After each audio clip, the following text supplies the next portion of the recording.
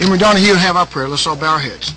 Heavenly Father, we come to you and we lift you up, Lord, and we praise your name. We thank you, Lord, for all the blessings. We thank you for each person here. We pray that you be with our families and watch over and protect us. Lord, help us make decisions that we need to make. Heavenly Father, will represent you. All the things we pray and ask in Jesus' name, amen. Thank you, Emery. Welcome, everyone. We're glad to see you. We'll move right on through. We'll start with you. All right, you guys, I know both of you have to get going. Yeah, we do. Well, as a matter of fact, we do. In just a minute, we'll be able to release you. Representative Bill Hitchens has a little work we need to do on HB 783. I think it's in your folders. Let's make sure we have the right LC. I haven't looked.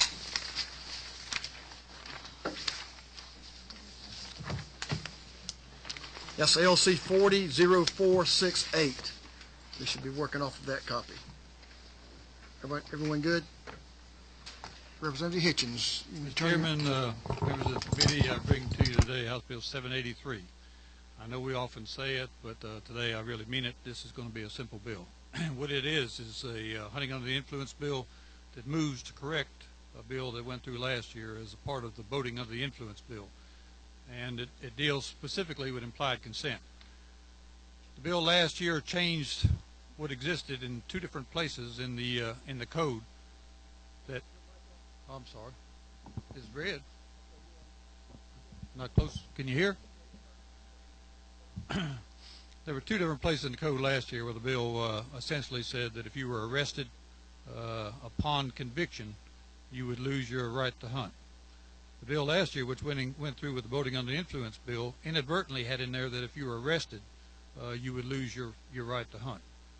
What this does is to move it back where it was and where it already is in two other places in the code, just to make it unified, so there's three different places. Two places today say one thing, and this one says another. And simply said, that's the extent of it. But I'd be glad to answer any questions.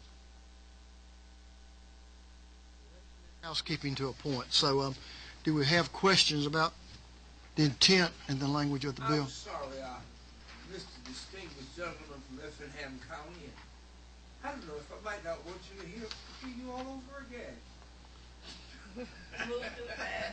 We have, thank you so much. We have a motion of due pass. Do I hear a second? Do we have a second? All those in. Colonel, would you like to speak to the bill first before we vote? I guess we should do that. We have Colonel Eddie Henderson, who's obviously can shed some additional light from law enforcement and department. So, Colonel. Chairman, committee, yes, this is a cleanup bill. It actually does correct some issues that were put forth in the voter bill last year. And inadvertently, the implied consent for hunting under the influence was changed to incorrectly reflect what's actually in the law. And, you know, with this, you have to be convicted prior to your hunting privileges being suspended, whether you refuse the test or whether you actually take the test. And that's all this bill does. The only additional is it does have the annual housekeeping bill, which codifies our regulations to be considered to be criminal acts under state statute. That's what we typically take up. Any questions for Colonel Henderson from the committee?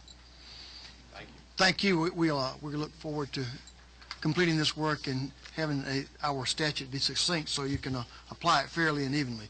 All right, we have a motion of due pass. Any second? All those in favor, let it be known by saying aye. Aye.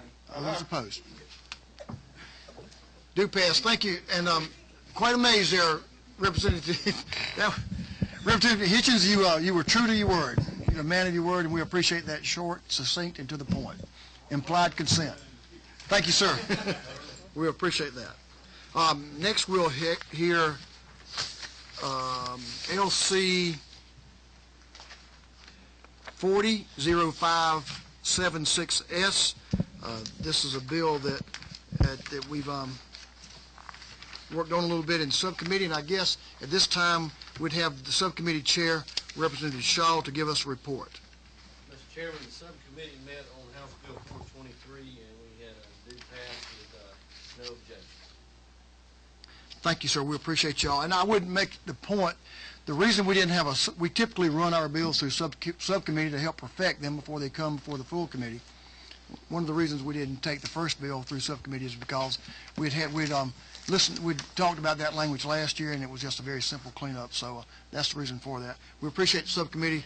We passed out this was a Substitute. The original bill with corrections made. And we appreciate y'all doing that, working and helping Representative Allison perfect his bill.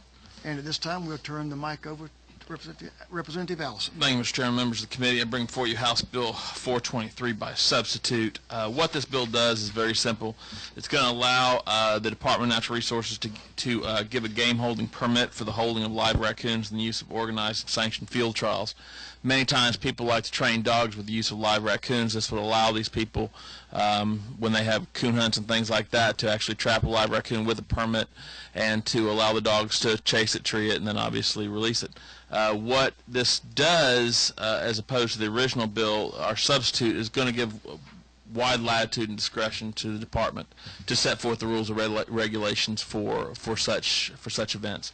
So basically, if you want to use a live raccoon trial, you will actually apply for a permit for DNR. They will run the rules and regulations through their own entity, and then and go so forth. We were trying in the original bill to kind of maybe be too specific with our rules and regulations, so we worked with the department and came up with something that I think gives them the discretion, as they do this for a living, to do that best. So basically, all we're going to do is ask for your favorable consideration, and I'll be free to answer any questions.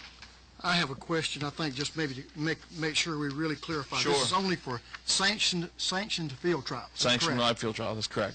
That's sanctioned by DNR. Yeah, you're going to have to get a permit for that, Mr. Chairman.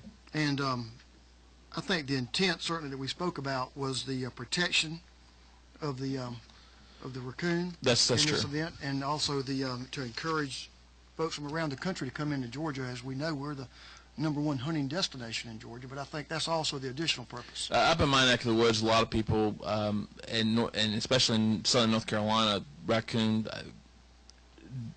These coon hunts, especially trained dogs, become really big business. People come from all around to do that, and this would open up and allow Georgia to get into that process and allow our lands to be used for these kind of events and these kind of field trials. And I think it would be a great way to expose people that not only hunt but also just outdoorsmen that love dogs to come to our state and find out what we have to offer. The last thing I would say to the committee is this bill has been contemplated for a couple of years, and in an attempt to make sure we have the proper protections for wildlife are involved in it, it seems to be a simple bill, but you always want to make sure you do the right thing. Questions from the committee, Representative Williams. I appreciate you. You've certainly been clear. Thank you for the presentation. I was under the impression over in your area and my area that we didn't have raccoons. I thought we had coons. Well, I'm just wondering, are we talking about the same environment? it's like pecans and pecans. I'm a pecan man.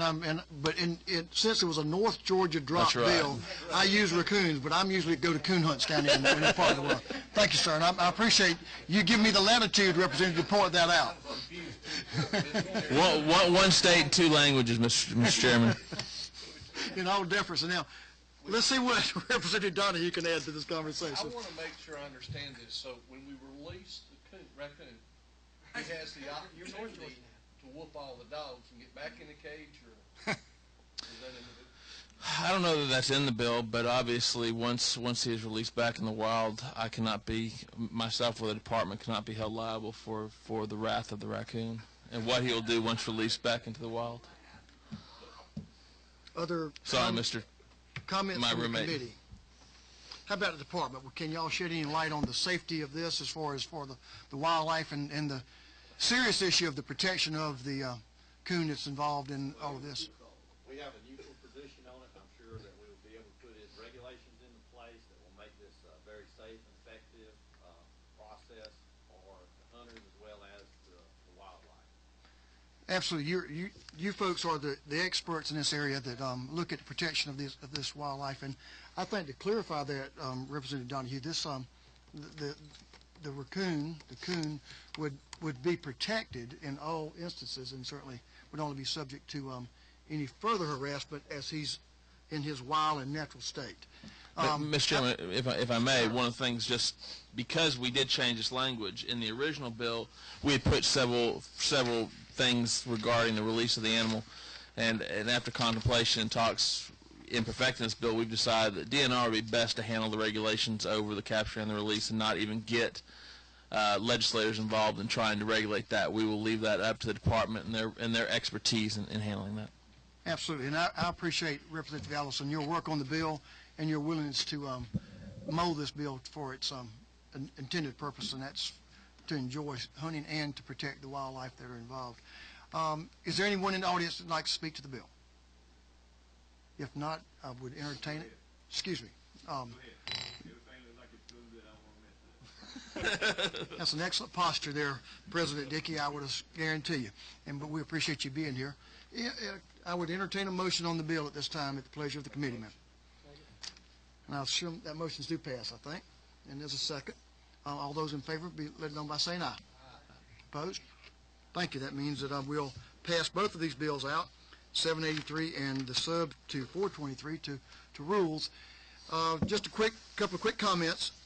And I know some of you have to be gone, so we have another bill under committee, House Bill 780, that deals with the African pygmy hedgehog, and some issues that are some folks that are interested in permitting the ability to license those and own those hedgehogs, and we're going to assign that to a subcommittee as our usual method of doing business here. And I'm going to appoint Chairman Tom McCall to chair that subcommittee, Representative Pam Dickerson, Representative Emery Donahue, Representative Jason Shaw, and Representative Al Williams to deal with these hedgehogs. And I think the prerequisite is you're going to have to take one home with you for the weekend to make sure that everything's in. You can. In your case, you can have him all week. Well, it depends if y'all drive all together or not. You can call that a herd. But Pam, we've asked you to serve on a subcommittee that will deal with the hedgehogs. I don't know when you stepped in, so We volunteered you to take the hedgehog home for the weekend. So a couple of quick introductions. I'd like to introduce my page for the day. Stand up, Callan Nash. He's his mother is with him, Miss Caroline Nash. Caroline's originally from down in Monroe. They now reside over in Charleston, South Carolina, and Callan did an excellent job today, and he was the hit of the floor. And, of course, my wife, Dale, is in attendance today, so we're glad to have them. And all of you that are here, we're glad to see Reggie Dickey, the president of Georgia Hunting and Fishing Federation, a member of the audience today. So, Reggie, welcome. It's good to see you in Atlanta. I hadn't seen enough of you lately, so good to have you. Anything else for the good order from the committee members? I think I heard a motion to adjourn, so we're so adjourned, and everybody can get on to the next stop. Thank y'all for making an effort to be here.